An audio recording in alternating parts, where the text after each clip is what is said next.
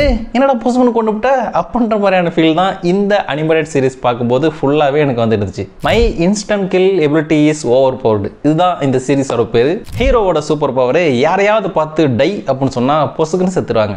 அது சாதாரண மனுஷங்களாக இருந்தாலும் சரி, இல்லை அதிசக்தி வாய்ந்த இந்த டெவில் மாதிரியான கேரக்டராக இருந்தாலும் சரி, ஏன் இந்த செத்து போய் ஆவியாக சுற்றிட்டு இருக்கிறாங்கல்ல அவங்கள பார்த்து டை அப்படின்னு சொன்னாலுமே அந்த கேரக்டர் மூவே ஆகாது, செத்துரும். ஹீரோவும் அவங்களோட ஸ்கூல் மேட்ஸும் பஸ்ஸில் போயிட்டு இருக்கிறப்போ திருதுப்புன்னு வந்து பார்த்தீங்கன்னா அந்த பஸ்ஸையே வேற ஒரு உலகத்துக்கு தூக்கிட்டு போயிடறாங்க.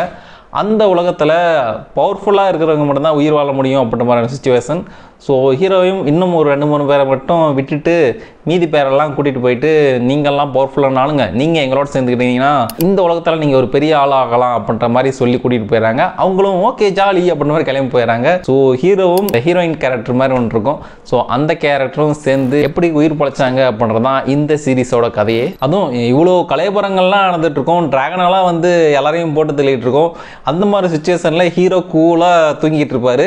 தூங்கி முடிச்சதுக்கப்புறம் எதிர்த்து பார்த்தா மேலே டிராகன் பறந்து வந்துட்டு இருக்கோம். அந்த டிராகனை பார்த்துட்டு ஜஸ்ட் டை அப்படின்னு சொல்லுவார், பொசுக்குன்னு செத்துரும். அதுக்கப்புறம் தான் ஹீரோவுக்கு இப்படி ஒரு சூப்பர் பவர் இருக்குது அப்படின்றதே நமக்கு தெரிய வரும். ஸோ அப்படியே அந்த ட்ராவலில் யார் யாரெல்லாம் மீட் பண்ணுறாரு, எத்தனை பேரை போட்டு தந்தாரு அப்படின்றது தான் இந்த சீரீஸோட கதையே.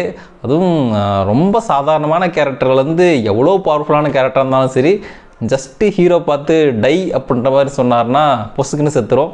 செம்ம ஃபன்னாகவே போயிட்டுருக்கோம். இந்த டை அப்படின்றத வச்சும் நிறைய காமெடிகள் நடக்கும். அவனை எதுக்கியா கொண்டேன் அப்படின்ற மாதிரியும் சில சம்பவங்கள் நடக்கும். இந்த சீரீஸ் வந்து ஹாட்ஸ்டாரில் இருக்குது. மொத்தமாக 12 எபிசோடு தான். சப்டைட்டிலோட ஜாப்பனீஸில் பார்க்குறது ஓகே அப்படின்னா மஸ்ட் வாட்ச். கதையாக முக்கியம், படத்தை பாடுறா அப்படின்னு கூட பார்க்கலாம். அப்புறம் இது வந்து குழந்தைகளுக்கானது இல்லை, அனிமையெல்லாம் குழந்தைகளுக்கானது இல்லை அப்படின்றதே மைண்டில் வச்சுங்க. ஸோ ஒரு செம்ம ஃபன்னாக ஜாலியாக ஒரு அனிமே சீரிஸ் பார்க்கணுன்னு நினச்சிங்கன்னா மிஸ் பண்ணாமல் இந்த சீரிஸ் பாருங்கள். முடிஞ்ச வரைக்கும் முயற்சி பண்ணுவோம். Start music.